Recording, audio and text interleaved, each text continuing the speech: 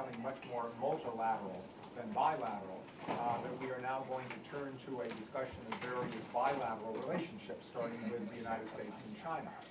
I don't see that as a problem at all, because we do need to sometimes break apart complex patterns and complex relationships and look at their various component pieces, as long as we understand what we're doing and that we're able to then reintegrate those pieces into the broader fabric at some subsequent point.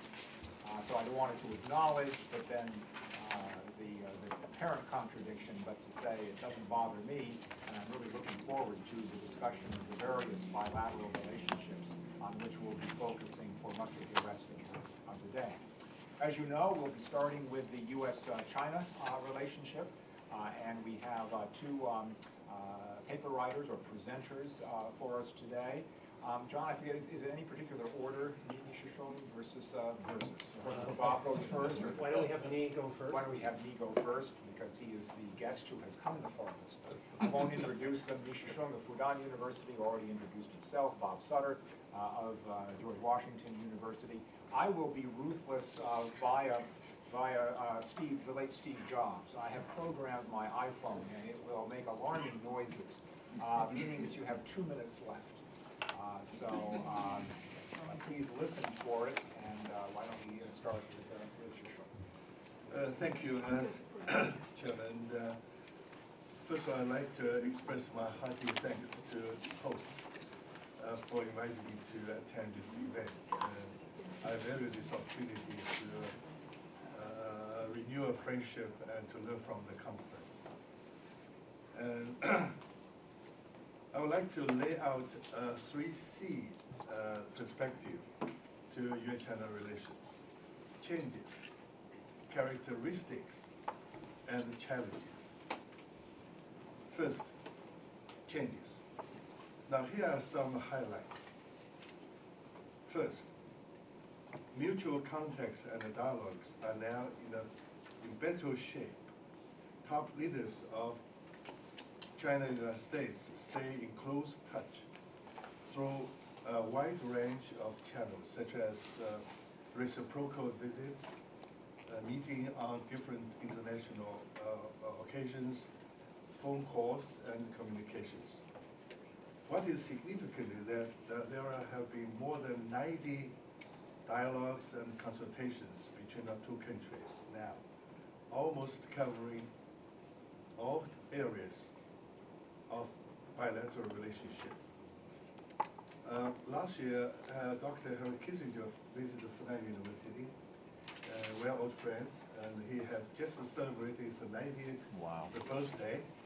And it coincides that his birthday, exactly on the day of Fudan University, the founding date of Fudan University, May 27th. And he told us that almost 40 years ago, the cooperation and the context between China and US was only found in a single area. But now he said it has expanded to almost 100 areas. That's a great change. And secondly, cooperation, especially economic trade cooperation between two countries, now have been gaining momentum.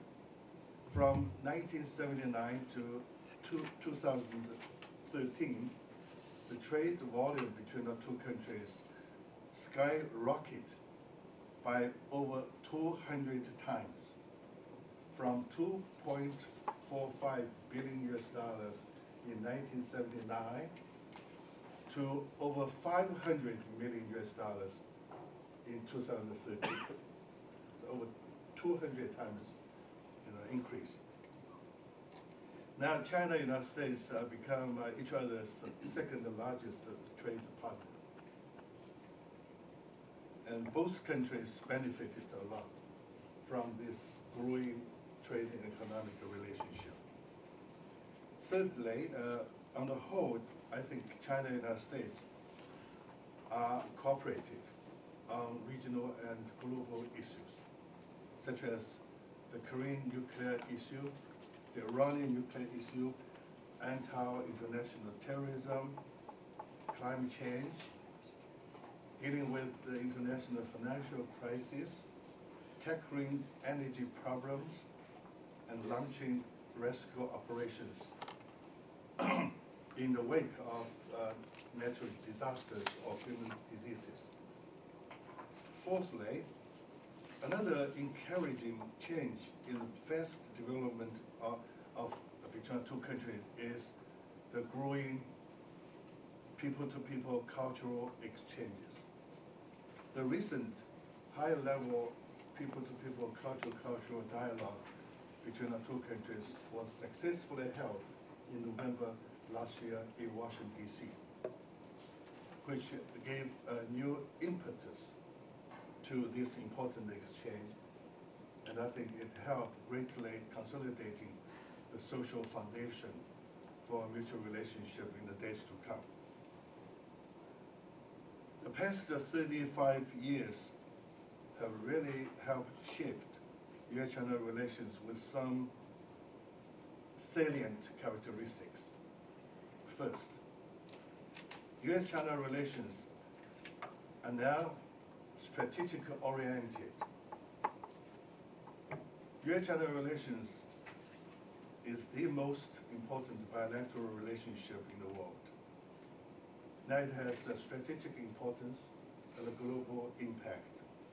A better US-China relations constitutes the decisive factors in stabilizing international situation. Whether or not our mutual relationship is moving towards cooperation or confrontation in the future will decide whether or not the world is moving to peace and development or towards confrontation and war. Second, our mutual relationship is more interest-driven.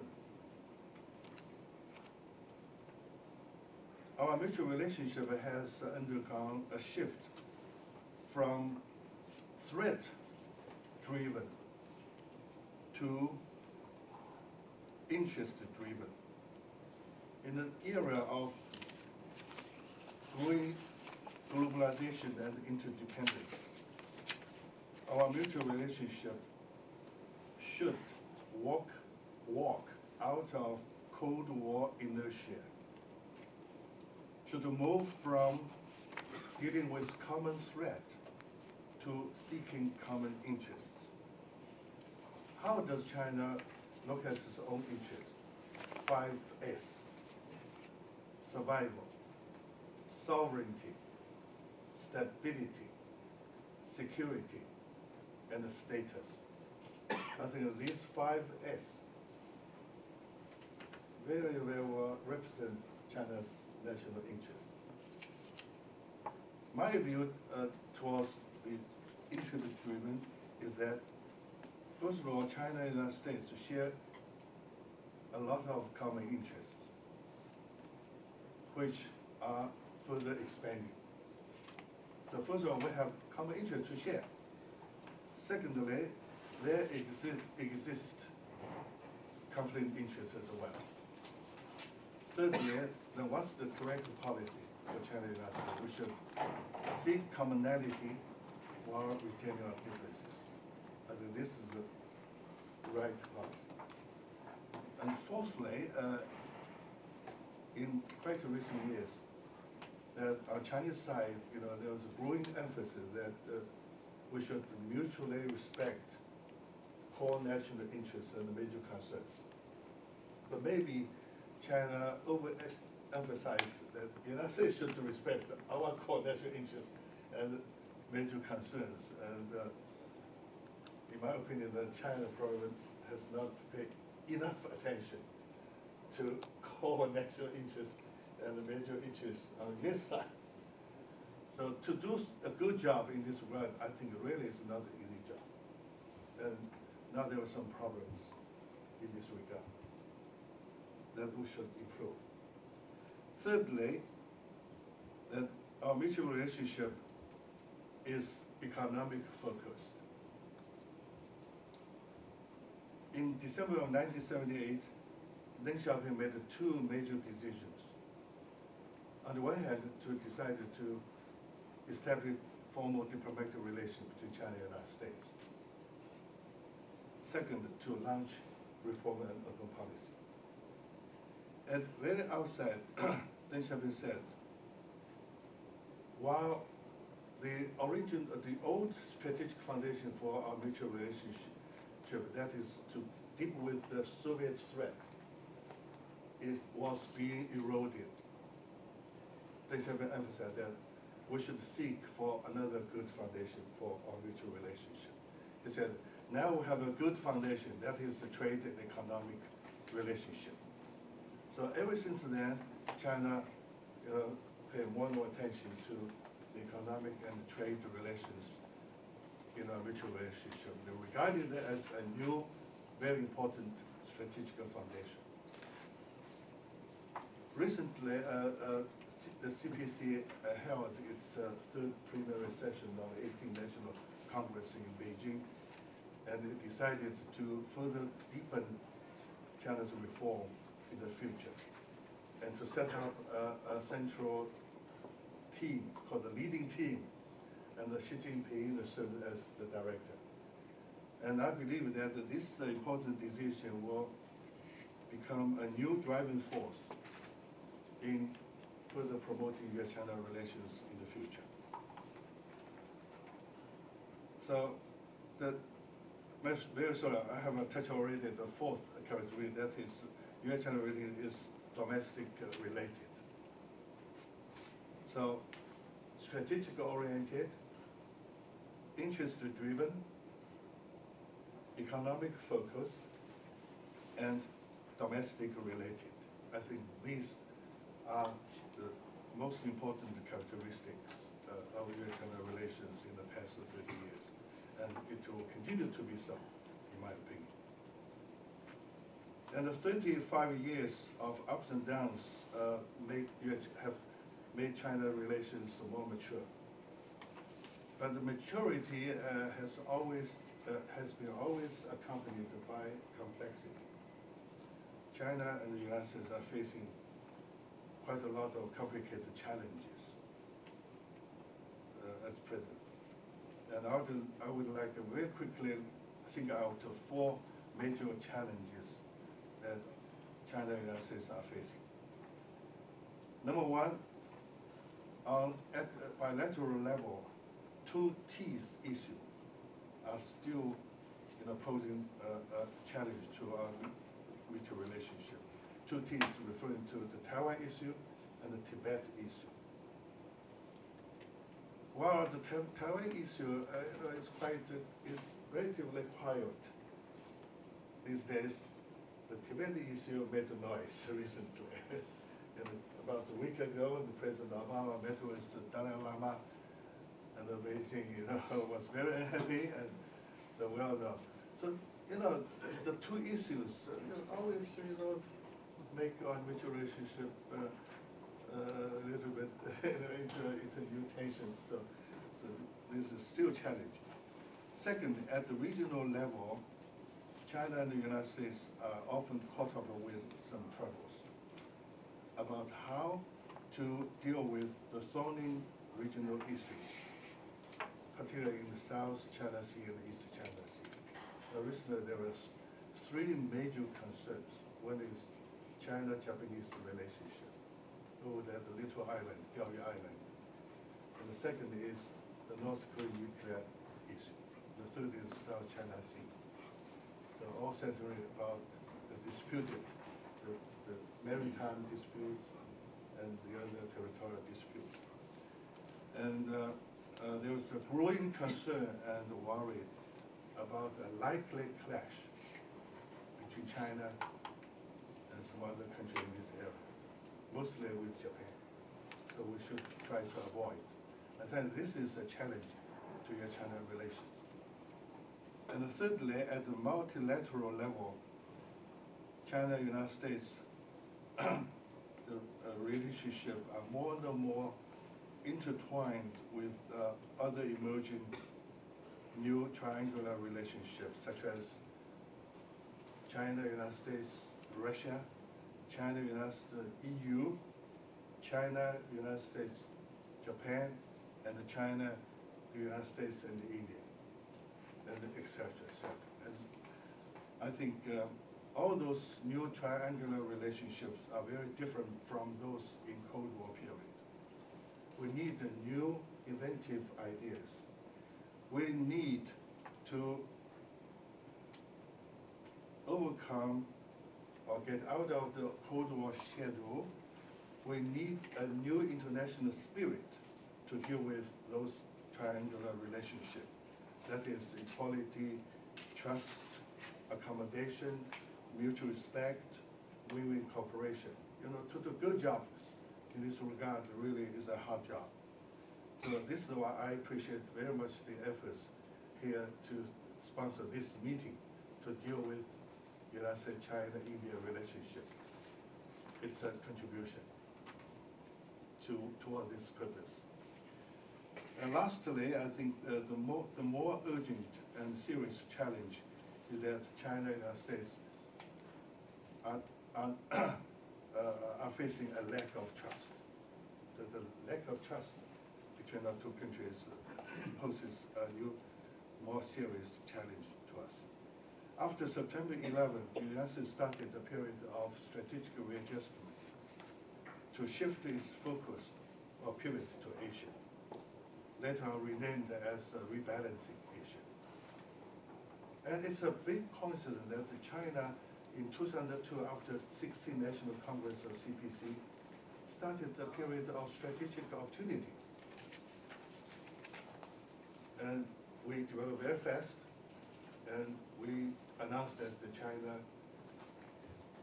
had surpassed that of Germany and Japan in terms of GDP, becoming the second largest economy in the world. So the period of U.S. strategic readjustment and the period of China's strategic opportunity, unfortunately,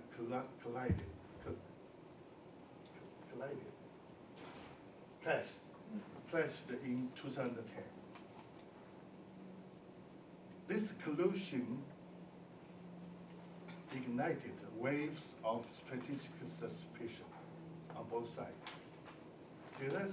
China started to suspect that whether or not the United States is pivoting China or rebalancing China is directed against China, is in order to contain China. In the United States, I think it's justified for the Americans to think whether China's rapid rise will pose a threat to the United States, or whether China, powerful enough, will replace the United States in Asia. So there was a growing strategic suspicion in both countries. In order to cope with this growing strategic suspicion, Xi Jinping and Obama met more than once. Both sides decided to build up what's called a new type of major power relationship between China and the United States. I think on the whole, they are in the right direction. But this time, when I visited DC this time, and I have a strong feeling that the growing suspicion between the two countries are now moved to a new doubt, have a new doubt about this new type of relationship. The recent events in Asia cast doubts on whether or not our two countries can build up this kind of big power relationship. I think this is a really big challenge to us.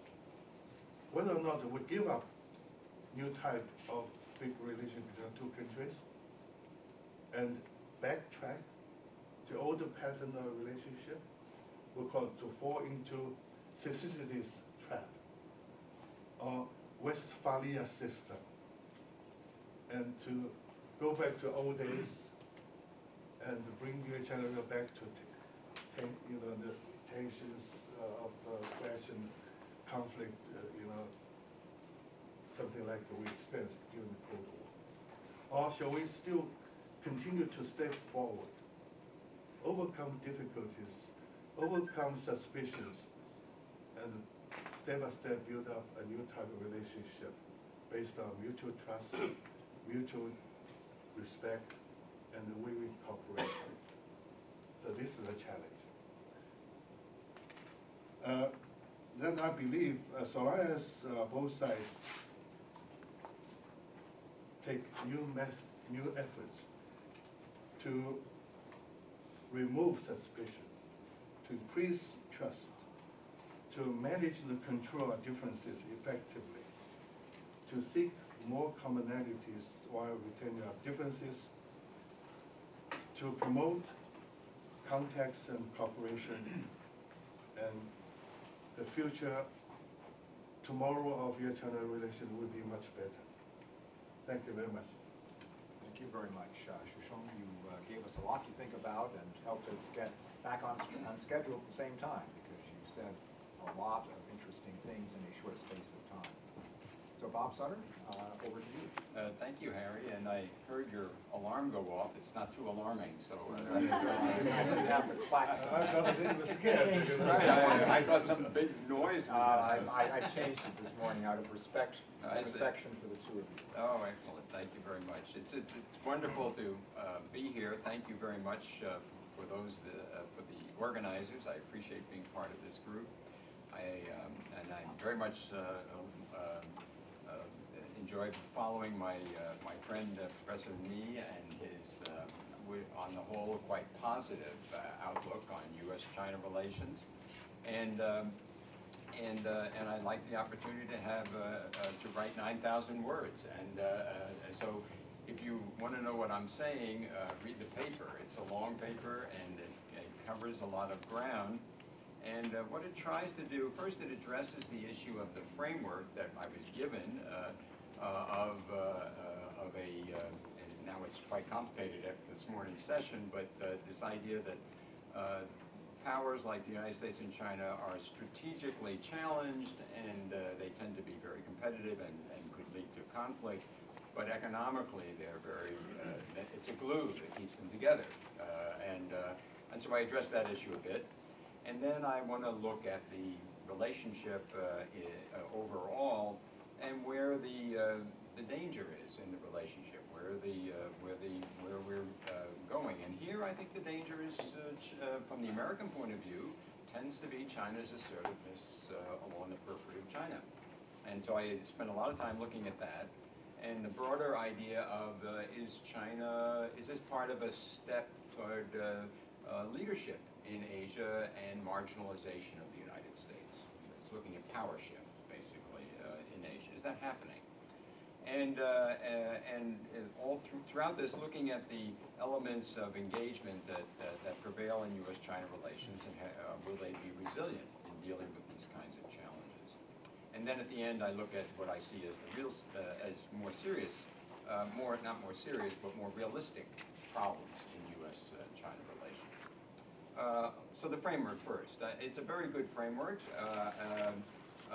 but it's partial. It's not because I think what we've seen in over the last year or two in particular, we've seen a sense of the analysis in the media and other places looking at the strategic tension between the United States and China, and it's exaggerated. We're scaring ourselves in the United States. I mean, I had to work through the Taiwan Straits crises from the congressional side and from the intelligence side. And I can tell you, it was dangerous then. That's dangerous. When the two sides are ready to fight each other in nuclear powers, that's dangerous. And that was going on off and on from 1995 to 2008.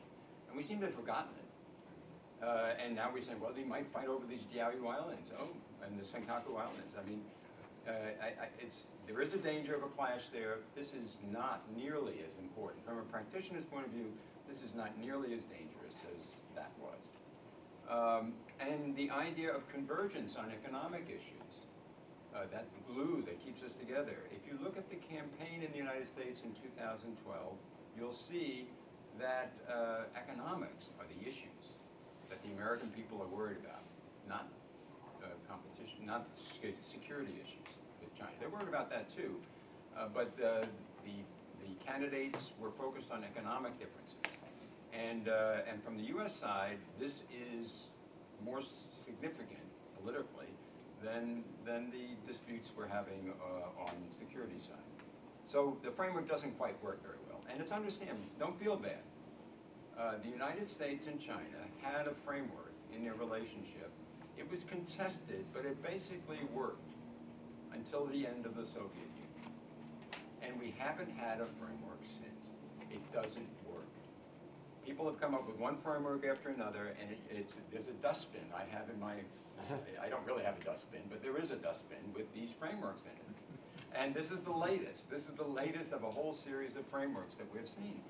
And you know, building a strategic partnership, a regional responsible stakeholder. China is our friend, our ally, a G2, the lack of trust. All of these things are things that come and they go because what we have is a very difficult relationship. We have enormous differences. We are big countries with enormous differences, and we're not going to change our differences easily. We're big. We're the biggest countries in the world.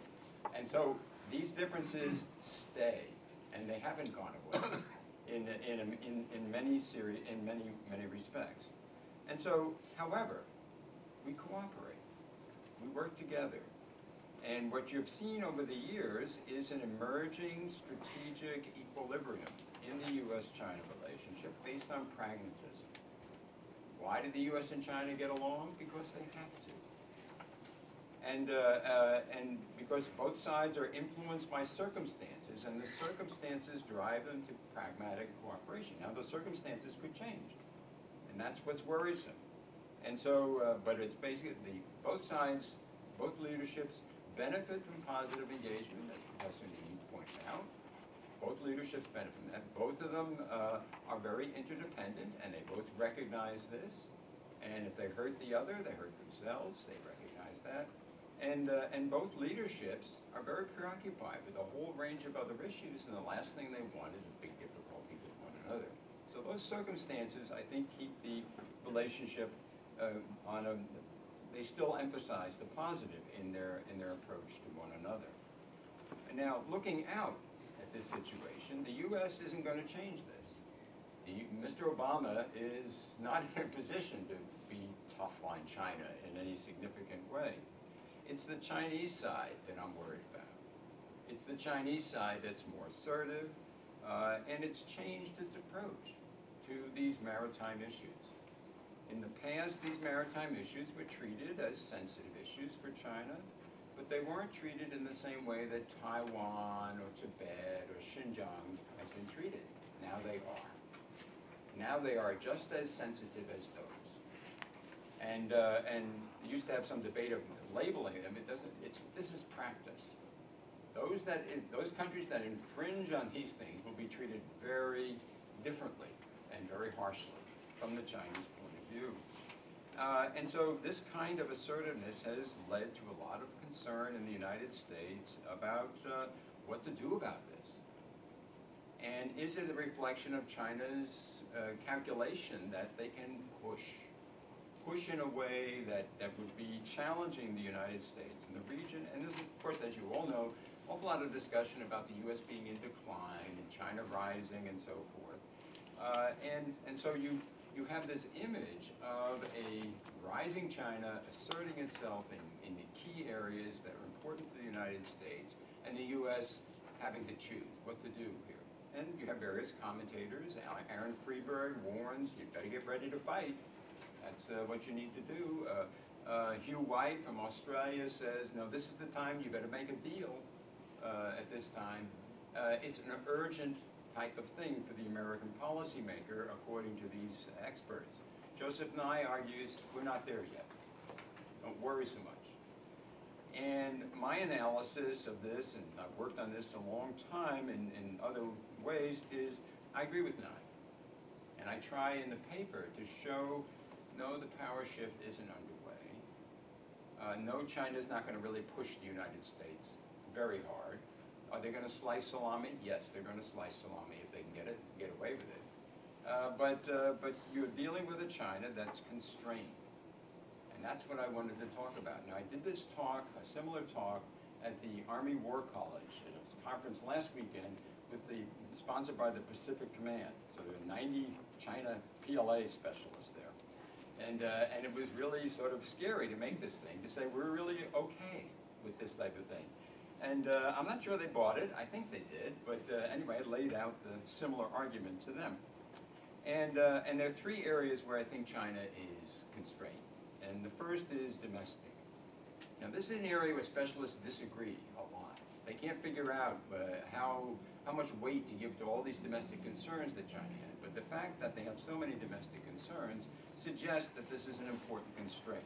Legitimacy, corruption, instability in China, they spend more on internal security than they spend on national defense. And the economic model, and how this is and very wasteful in use of energy and so forth that we've talked about, and how it doesn't work anymore, and they have to shift it, and it's very difficult to do. The second constraint on China is strong interdependence, and both sides have been building this deliberately. This is something that the Chinese did to us to constrain us, and this is something we did to them.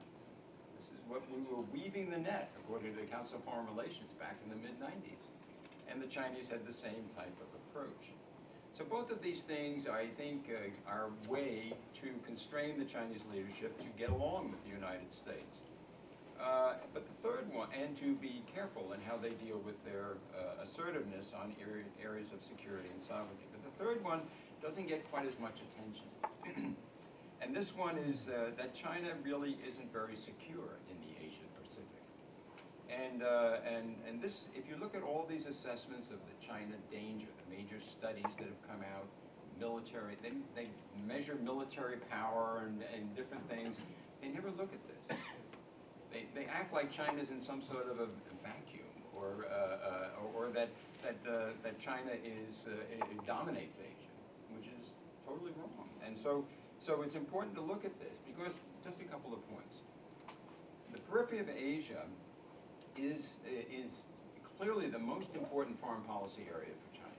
I would say 70% of their activity is around the periphery of Asia. This has been since Mao. The security and sovereignty issues important to China are there. They're not elsewhere. Economically, this is a very important area. They have to have stability in this area to develop economically at home. In addition, even on a trading basis, China is a big trader with Africa, the largest trader with Africa. It does more trade with South Korea than it does with Africa, the entire continent. And this is where China meets the superpower. This is where the U.S. and China had their issues. It's here. And so what we need to figure out, I think, is are they stable there? Are things good for China in Asia? And China's been rising in Asia free from superpower threat for 25 years. So you have something to measure here. Now China's strengths are formidable in Asia, big economic player, gets lots of investment from Asia. It's providing some investment for Asia, the periphery of Asia. Diplomatically very involved. The PLA is very active in this area. And building up, and this is a source of influence, although it gets in the way of China's approach to the region because they're trying to be reassuring. And the PLA is a complication there. And then the linkages that China's building with a variety of countries around its land borders are enormous. I'm talking about roads, railroads, electric grids, river communication, and so forth. But China has weaknesses and limitations. China has a terrible legacy in Asia. 40 of the 60 years of the PRC have seen China was probably the most disruptive element in Asia. It crossed the borders of most of their countries around their rim at one time or another, and it carried out various insurgencies throughout Southeast Asia, even with countries that weren't aligned with the West. The biggest insurgency was against Burma. China is very self-righteous. This is really, they don't recognize this legacy. People in China, both the elites as well as public opinion, we all know about the victim mentality that they have. But the other side of it is that they feel they've never made mistakes in foreign affairs. They follow policies of principle. Principles lead to moral behavior, lead to good strategy. And China is the only place in the world, a large power, that I know of that has never acknowledged making a mistake in foreign affairs. Never. And if somebody finds one, please tell me, because I've been still looking for this. And there's only one other organization I know of in the world that's like this, and it's my own flawed church. The Roman Catholic Church is very much like this, very similar. But in the case of, but this is where they are. And what does this mean? If you have a difference with another country, you have a difference with your neighbor, well, your starting in position is you're moral. It would be immoral to compromise because our position is moral. And so it makes it very difficult to compromise. And so when the Chinese don't want to blame the other country, they're more than happy to blame Japan, of course, but if they don't want to blame the other country, then who do they blame? Well, there's a bigger default mode, and that's the United States. And so the United States gets blamed for a lot of this. So we're containing China, you see, and this type of thing goes on. Another couple of other points that China's weakness, they're very focused on their own interest. They're sort of self-serving. And so they have this win-win approach, which means that they have to win. And their win set is quite narrow. Otherwise, they don't do things. So these are limitations, and we can talk about this, but in shorthand, China doesn't do risk, doesn't do cost that it wouldn't ordinarily do. That's what win-win means for China. The economic strength of China is formidable, but it's very interdependent, as the session earlier this morning talked about. But the key point here that you need to do, that one could do, which I do all the time, to have something you can measure, is say, okay, they've been rising in Asia for 25 years. How are they doing? Where do they have a close relationship? 3 other big powers in Asia, India, Russia, Japan. Japan's relations worse today than ever. India, worse today than 10 years ago. Russia, okay, but very expedient. Middle powers, South Korea.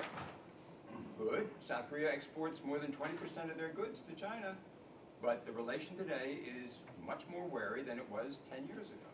Australia, same deal. Indonesia, probably better today. But China's approach to Southeast Asia has been very firm on the South China Sea. And this leads to problems in China's relationships there too. And so all of this leads to a great deal of uncertainty. And then you have China's ally, North Korea. Now there's a relationship that's stable. I mean, this is a very difficult thing to manage. And so when I look at China's situation, I say they're not very certain about what's happening in the Asia area. Their periphery is not very, they're not in a position of leading in Asia, and they have great difficulty being sure about the situation in Asia. This is, I think, a significant constraint for China as they deal with the United States. So these circumstances that I add up suggest that China will be constrained. Looking further into Asia, you need, I hope, that one would look at U.S. strengths in the region as well as U.S. limitations. And U.S. strengths are formidable in the Asian area. And I try to lay them out briefly in the paper. I'm not sure how much time I have left to... Just coming up to 2 minutes left. 2 minutes It's left. going to go off in a few seconds. Okay, I'm going to just, they're in the paper, and maybe in questions I can explain these things because these do not get much attention, and yet they're very formidable. So, when looking out, therefore, I see a constrained China, able to, obviously an important player, but one that the U.S. we don't face a power shift here. And looking out, I see the Obama rebalancing policy actually fits better into the needs of the Asia-Pacific region than China's policy does.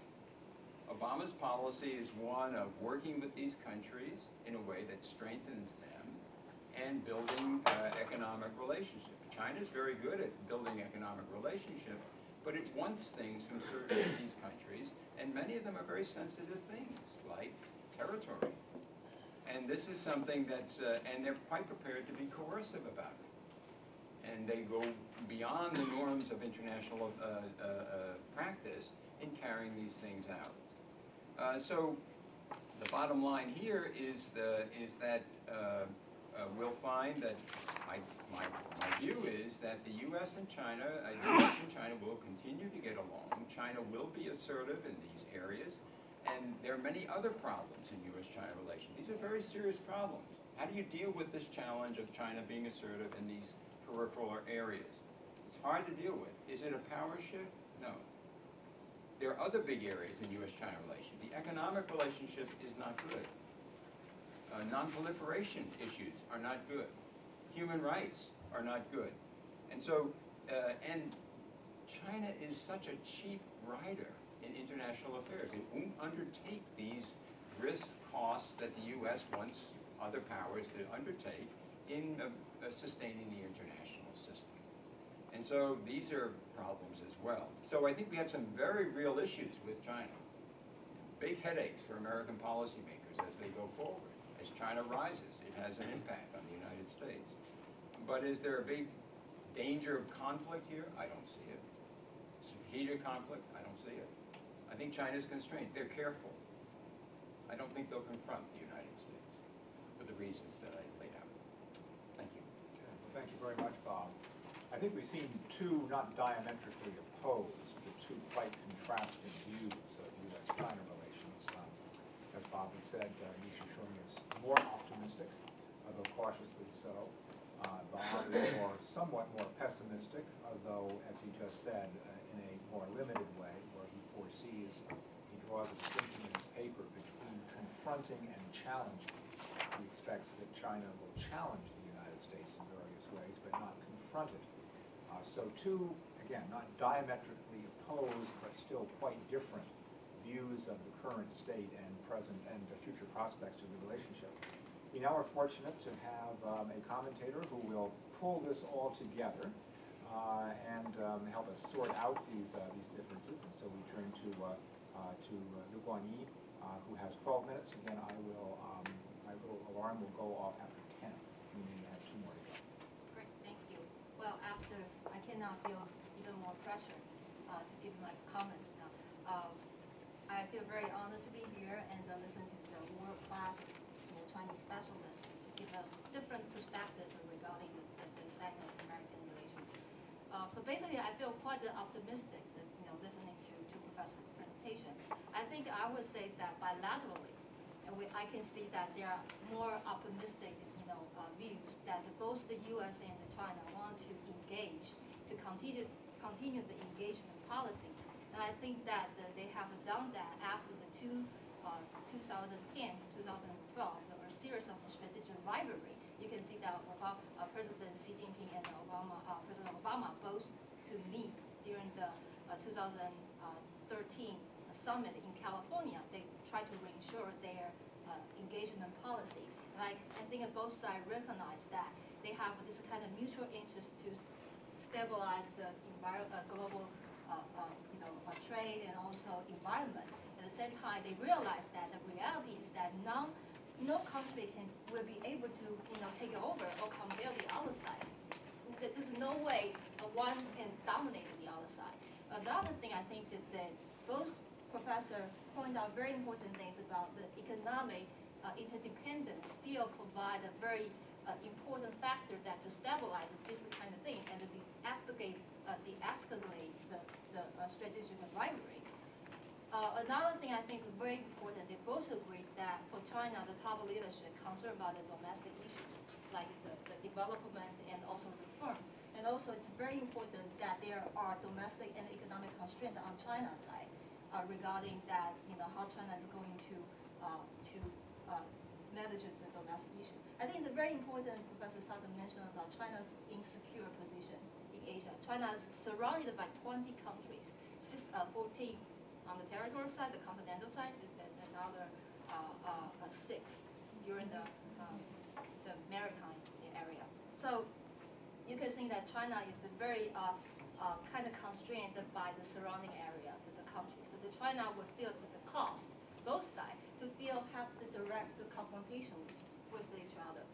So I think from the bilateral side and domestic perspective, they both see the mutual needs to continue the engagement policy.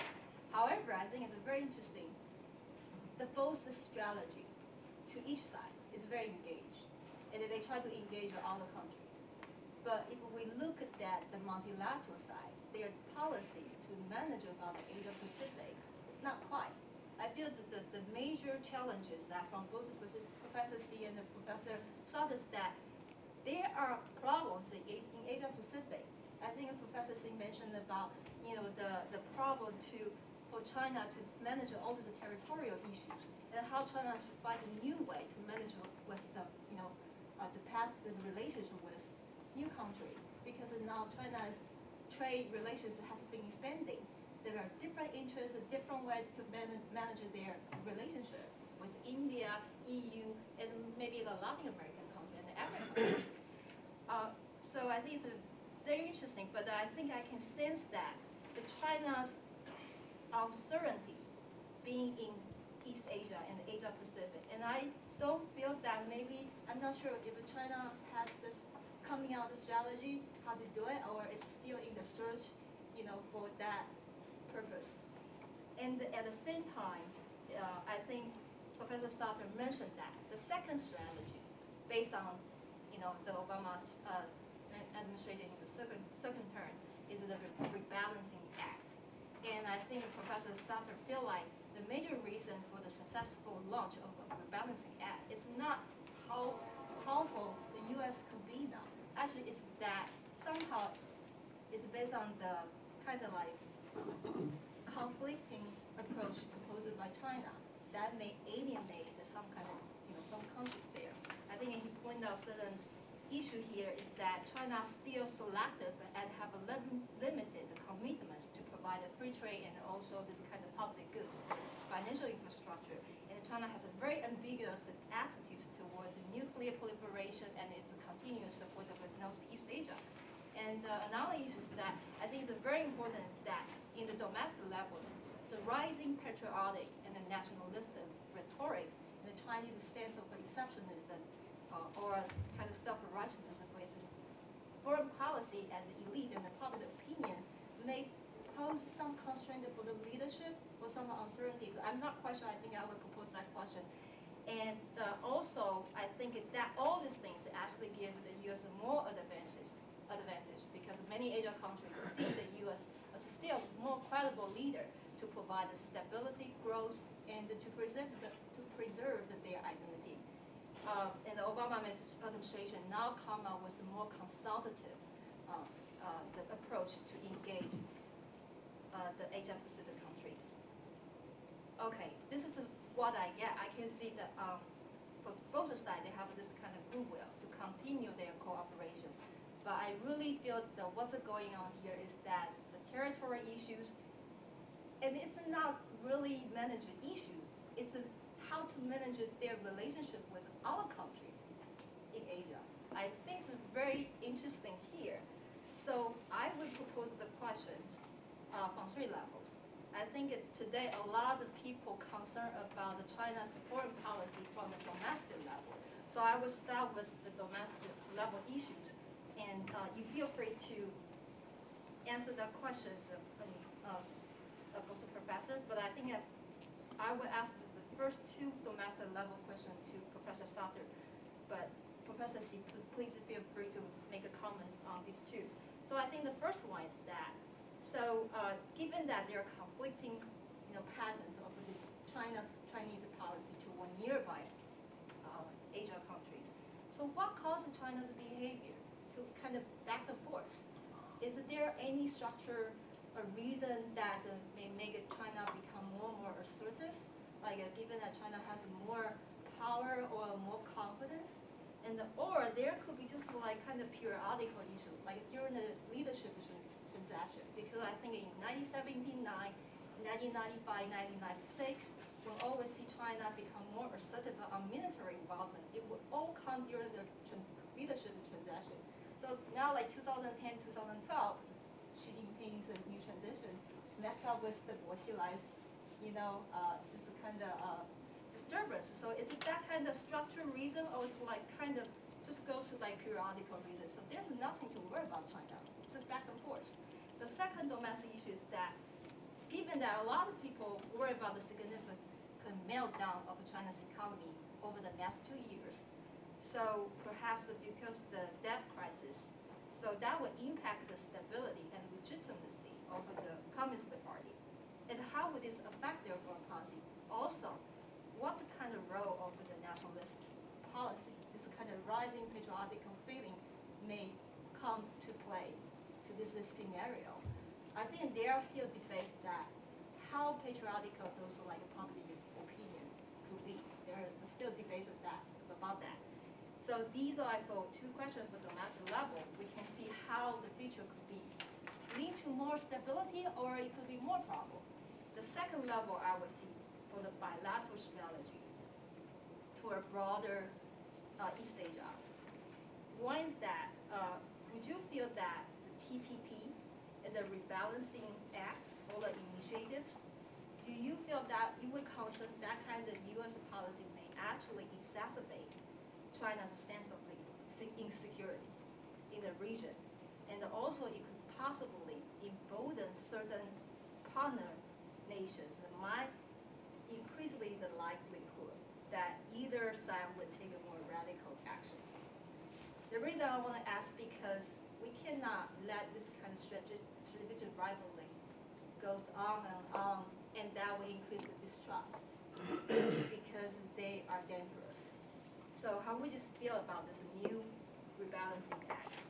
The first one is I think that particularly I want to ask Professor Xi is about, do you feel that or still feel that the U.S. military presence in Asia still is a very important factor to stabilize the region? Do you feel that it will allow China to focus on its peaceful development, or now it's going to be destruction? Do you feel that China now should come out with kind of vision to provide either regional security or more public goods to its neighbor? The final is like very theoretical question, and I think I want to link that to our previous panel. I think what happened to East Asia today is that we should not. It's funny, the U.S. and China try to manage other countries. What about other countries? How would these middle powers perceive that the two rising powers competing for their interests? So I think that the interest and preference and the roles of these middle powers will play. I would say if there's a emerging of a dual hierarchy, I think I have seen many papers discussing about that. The issue is that's to think about. So now they have a kind of two different levels of mutual economic interdependence, also military independence of all these Asian countries with respect to China and the U.S. So they have different kind of level of mutual interdependence on military side and economic side with either China and the U.S. That means that some country might be in the middle. They will be happy to see their two powers try to compete for them. They will benefit a lot. If they can continue to benefit, maybe that would be more optimistic and say, oh, we will continue, let this go. But what if there are certain countries, they feel that more linked to either the U.S. or more linked to China, and then they try to test the commitment provided by their leading power and drive them to more conflicts. So I think that will be the problem. And that they are the problems the U.S. and China cannot deal with, but they are the problems that could drive the both two powers to, I don't know, to continue the cycles of a strategic rivalry. So that's how I feel. So I feel that not only the engagement should continue on the bilateral side, it should also encourage that China or the U.S. to continue engaging with their allies that really feel they have kind of uneven distribution of dependence. I hope I will be clear enough, but it's just so I think my question is from domestic level, for the bilateral strategy, how to manage with each other in terms of the TPP and the military presence. And finally is that kind of larger theoretical question to bring in the more players into the scene. Thank you. Well, thank you very much. Well, by my watch, we have about 15 or 20 minutes to go. 20 minutes to go before we have to move on to lunch and the group photograph. So what I would suggest is this. Ronnie,